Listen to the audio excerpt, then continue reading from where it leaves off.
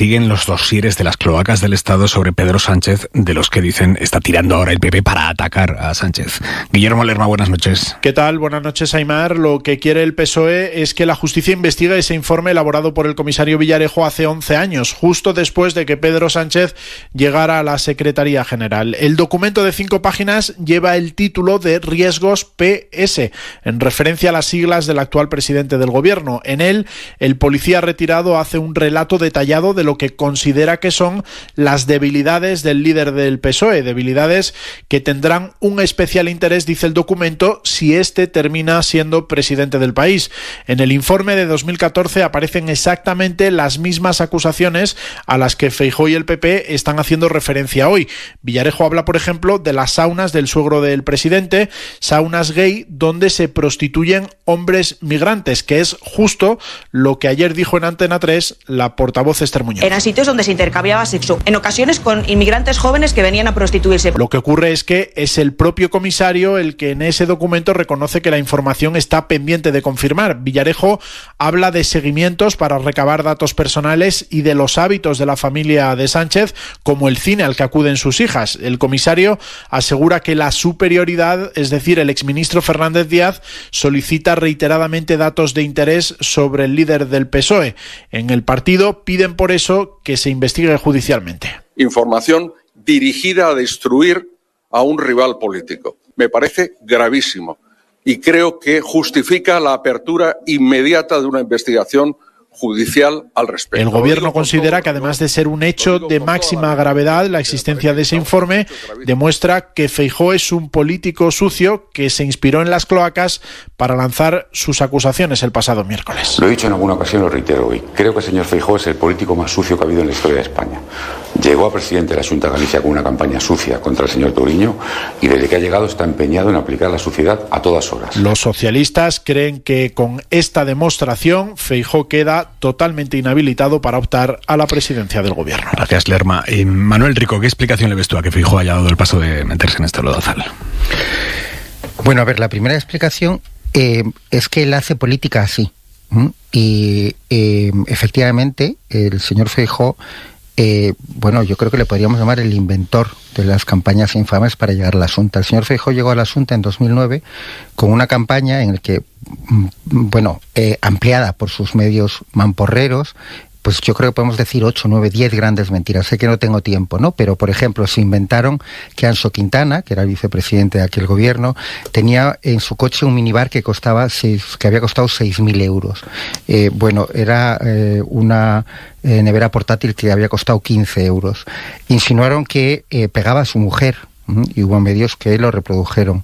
Respecto a Touriño, sacaron una foto en un barco con un empresario al que supuestamente había beneficiado el bipartito en las adjudicaciones de energía eólica, y eso lo pusieron como gran prueba de la complicidad, la foto del barco. Lo puso el que tiene fotos con un narcotraficante, pero que sobre eso sigue sin explicar nada, ¿no? Entonces, el primer elemento es que, bueno, pues que uno tiene que saber qué tipo de personaje es Feijóo. Y estos son hechos, están ahí, están las hemerotecas, están sus declaraciones.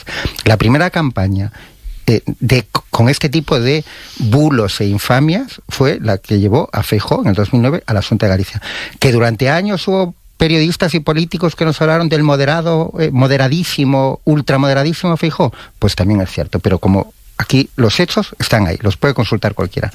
Segundo, bueno, es evidente que en el PP saben que han decidido, por los motivos que sea, y ahí pues tendrán sus análisis, sus encuestas, que tienen que pelear con Vox directamente, y si uno ve lo que sucedió en su congreso, pues todo va en esa línea, ¿no? Quiero decir que han elegido a los también ultramoderadísimos Tellado y Esther Muñoz como, bueno, claras imágenes. La ponencia política supone un giro a la derecha más radical en temas como la migración, y bueno, lo de esta semana pues obviamente pues va en la misma línea, ¿no? De ataques absolutamente fuera de lo que era el ámbito político. En las informaciones que habéis dado hay frases gloriosas, ¿no? Quiero decir que él es un cronista, Yo no sabía. Feijóo dice que él es un cronista, entonces pues las mayores barbaridades las puede reproducir porque es cronista.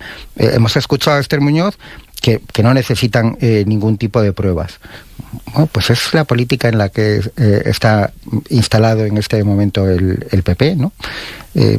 Que les va a dar réditos, pues hombre, tanto la encuesta del CIS, que tiene en fin, han hecho lo posible para que tenga una credibilidad regular, pero la encuesta que publicasteis vosotros también hace un par de semanas, bueno, demuestra que el gran beneficiado con lo que está ocurriendo en este país en los últimos meses es Vox, básicamente, ¿no? Es la ultraderecha. Lucía. Bueno, quizá igual, a lo mejor me parece, ¿no? Que igual decir que Feijóo es el político más sucio de la historia de España, pues un poquito exagerado. Igual, digo, a lo mejor, en fin, no se corresponde exactamente con la realidad. De la historia de España seguro que no, que es una exageración. Bueno, pues de los últimos 40 años, de los 35, de los 30, de los 20. El inventor de las campañas fake llenas de bulos, sí, yo creo que eso se puede sostener. Yo creo que aquí ha habido, en fin, yo no voy a... ¿No, tienes algún ejemplo? Sí, por ejemplo, el Doberman, sí, claro que tengo ejemplos. El Doberman, que es una campaña publicitaria, es comparable con inventarte que un candidato le pega a su mujer. No, el Doberman... O que un minibar de 6.000 euros... El Doberman no es una campaña precisamente limpia, pero bueno, yo no voy a discutir sobre eso porque... No era por curiosidad. Vamos, que Sánchez tendrá responsabilidad política en el caso de Cerdán, en el caso de Ábalos, en el caso de Paco Salazar, lo que queramos. Ahora, en el caso de su suegro, que además está muerto, me parece de una falta de elegancia y de piedad espantosa estar metidos en esto. ¿Cómo se le pueden pedir responsabilidades a Pedro Sánchez de lo que hiciera o dejara de hacer su suegro, que además no vive ya? Aparte de que, según creo, nadie decían que fueran ilícitas ninguno de esos negocios, por lo que yo no soy una experta en esto, no me he querido meter yo en los bajos porque, en fin, creo que tampoco hace falta para opinar meterse de hocicos en ese asunto. Pero yo no sé si el suegro estuvo en problemas judiciales o tuvo alguna acusación o no. Sí que es verdad que esto es un ataque político. O sea, la derecha sigue manteniendo sus poderes judiciales y sus poderes policiales. Pues también un poco la semana pasada la idea de lo que es el antisanchismo, que es ya una categoría que para producir identidad, ¿no? Y que engloba muchas cosas. El antisanchismo o el sanchismo encarna todo lo que está mal en este país, incluido ya la degradación moral, ¿no? Y aquí se están mezclando pues todo esto, desde que es un mentiroso compulsivo, es un destructor de las instituciones y es ya ese símbolo de la degradación moral. Entonces, absolutamente todo lo que hace Sánchez pasa por una categoría que sirve para confirmar esa narrativa previa. Esto es una estrategia que lleva haciendo el PP desde hace mucho tiempo. Luego hay otra cosa que también lo hablábamos la semana pasada, que tiene que ver con algo que yo en cierta medida vi como un posible error del feminismo en el Partido Socialista, lo de enfocar todo lo del caso Ábalos, o no todo, pero sí una parte importante en el abolicionismo, en el problema de la prostitución, ¿no? Ahí, la semana pasada hablábamos de que el problema fundamental de lo que estaba ocurriendo también tenía que ver con el poder, es decir, con que tiene que haber más mujeres, no solamente el control dentro de los partidos políticos, sino el poder orgánico que tienen las mujeres, ¿no? Y de alguna manera, al situar a estas mujeres como símbolos de una pureza moral o de las guardianas de la moral en relación a la prostitución, lo que haces al final es la hipermoralización de la conversación pública, ¿no? La moralización política crea el terreno propicio para este tipo de ataques porque transforma todo el debate público en un juicio moral, ¿no? Lo que importa ya es demostrar la pureza o la impureza moral del adversario, y ahí están, ¿no? Y luego, sobre todo, legitimas este escrutinio de la vida privada, pero no ya solo de tu mujer, sino la de tu suegro, que es que esto, yo creo que tenemos que reflexionar sobre esto, pero bueno, que tengo que responder yo también por lo que hace mi suegro, haga lo que haga. O sea, es que me parece... Por lo que hace, como... no, por lo que dicen que hizo hace no sé cuántos años un señor que ahora está muerto. Y mezclando pero ni todo siquiera eso, ¿no? si hubiera hecho algo malo. Pero, no sé si me explico. Sí, perfecto. Imagínate que hubiera hecho algo malo. Pero no sería responsable. A mí hay otra cosa también que me preocupa mucho, que es esta lógica, esta escalada, ¿no? En la venganza moral también, ya que nos hemos metido aquí de lleno, ¿no? La frase esta, que también lo dijo un moderado del Partido Popular, ¿no? La frase de que las reglas del juego las ha cambiado Sánchez, ¿no? Ya las ha decidido Sánchez y ahí estamos jugando esta partida, ¿no? Y es lo que refleja al final esta dinámica, que ya no se trata de hacer política, sino de entrar en una espiral del y tú más, donde cada ataque moral justifica una represalia aún más personal, ¿no? Y a mí esto también me preocupa mucho. Y luego, este patrón histórico tampoco es nuevo, ¿no? El mismo PP ya intentó usar exactamente la misma información en 2014 a través de la policía patriótica, ¿no? Planteando matar políticamente a Sánchez, ¿no? Ojo, y no solo el PP, nos contaban el otro día aquí en esta mesa, tanto Maraña como Palomera, que dentro del PSOE se intentó utilizar esta información contra Sánchez en las primarias de 2014. Pues este es el arsenal político con el que están jugando en estos momentos, y claro, pues el resultado es, primero, que el PP no está capitalizando la caída del Partido Socialista. Pero es que, ¿cómo se va a ver como una alternativa política al Partido Popular cuando quien se está presentando como alternativa política es un partido anti-establishment, porque está diciendo que él se sale de todo este juego, ¿no? Pues claro que lo está capitalizando el Partido Popular. Pero la pregunta clave aquí es también de dónde sale esta información ahora, porque Lucía decía que el PP, bueno, escribe a mano, Feijóo, de repente le molesta que se haya hecho fotos con un narco, es lo que tiene hacerse fotos con un narco, que uno acaba molestándose de estas cosillas, ¿no? Pero la respuesta se le ocurre en ese momento y curiosamente todos los pseudomedios ultras tienen preparado todo el material ya, al minuto, ¿no? Pues qué casualidad también. Casualidad tampoco creo, sinceramente. No solo porque tuviesen las respuestas preparadas ya, es que llevaban semanas calentando el ambiente, ¿no? Con lo cual... el PP no. Los medios mamporreros. Pero claro, de todas formas... Hombre, tú puedes llevar en la réplica 1000 cosas, pero llevaba justo eso, ¿no? Entonces, María me hablaba del cambio de reglas, ¿no? Bueno, tiene gracia. En una de las crónicas decíais que el PP dice que quieren debilitar a Sánchez con las armas del sanchismo. Y tú dices, pero el sanchismo no era el Estado, el mal puro. Entonces, ahora el PP va a utilizar las armas del mal para destruir a Sánchez. Es un poco raro, ¿no? Pero sí que han cambiado, o sea, el cambio de las normas del juego. Yo es que más que un cambio de las reglas de juego, yo lo que creo es que el PP cabalga a lomos de una doble moral, que es una cosa alucinante, porque todos podemos tener contradicciones, pero es que, por resumirlo, Feijóo considera que él no tiene que dar explicaciones de sus paseos y de sus vacaciones, que no se sabe quién las pagó, con un delincuente, con un narcotraficante. Pero sin embargo, el oponente político sí que tiene que dar explicaciones sobre lo que hacía su suegro muerto y del que no consta que haya ninguna ilegalidad. Y ese es el marco en el que además el que pide esas explicaciones eres tú. Al que le dan cremita en el barco, el delincuente, es el que pide explicaciones al suegro muerto. Y eso es las normas que el PP considera que son razonables, que es de otro planeta. Lucía. Yo no creo en la equiparación de casos, no creo en el y tú más, y creo que cuando se utiliza el y tú más, lo utiliza el PSOE o el Partido Popular, me da igual, es que te estás pareciendo al otro, al que no quieres parecer. Es ridículo, sencillamente ridículo. O sea, establecer un que es peor, un hasta dónde llega la abyección, un moralmente esto es peor que lo otro. Yo, de verdad, no creo en eso, y además es que creo que los ciudadanos están un poco cansados de o sea, de que no, pero es que lo que hice yo no es tan malo como lo que hiciste tú. Bueno, pero perdona, Lucía, bien. Pero que es que no es un y tú más.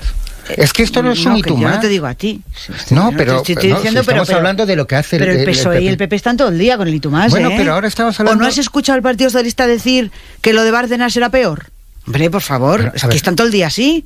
Pero digo, te voy a decir, tú dices que Feijóo nunca da explicaciones ni ha hablado de esto. No es cierto. No, es verdad.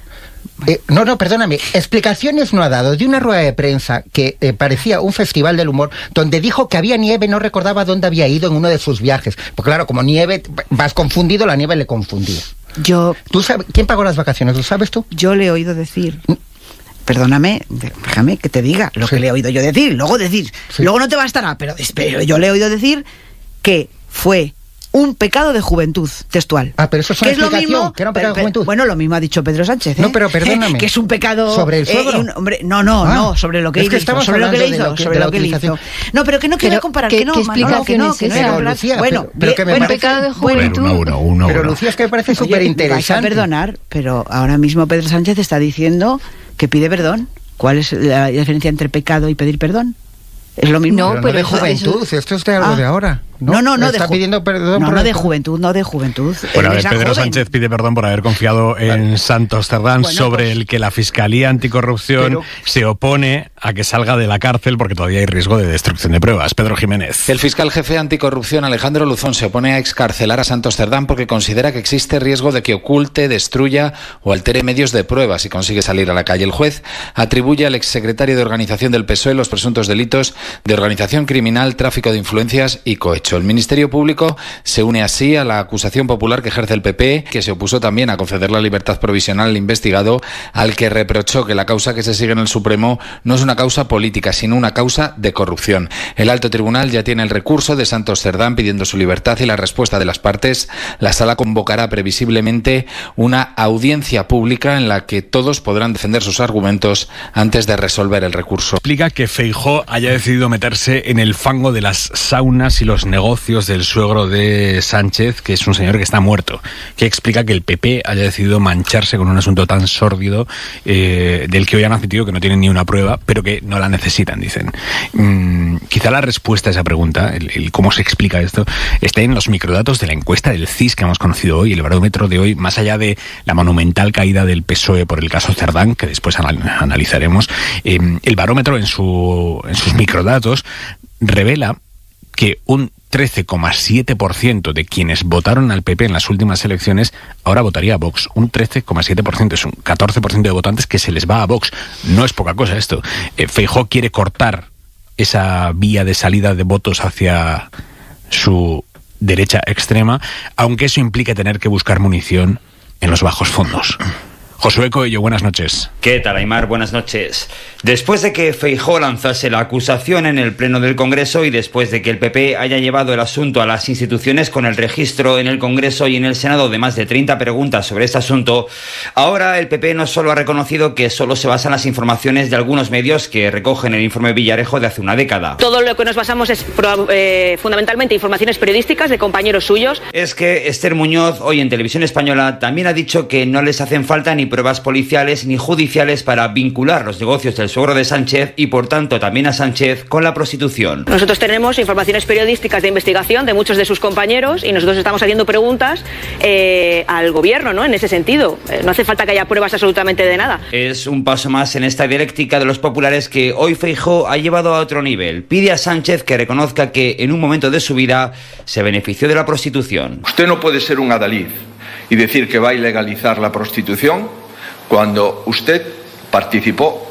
del abominable negocio de la prostitución. Y cuando una persona se convierte en adalid en contra de la prostitución, lo mínimo que tiene que hacer es tener la humildad para reconocer que durante una época de su vida esa prostitución le vino bien en el ámbito personal y patrimonial. Y como si la cosa no fuese con él, ha dicho que él no acusa ni critica, que solo hace una crónica de lo que publican estos medios, claro. Y por tanto yo no he hecho ninguna crítica, he hecho una crónica al respecto, con un nivel ético muy superior al suyo, porque yo no mentí.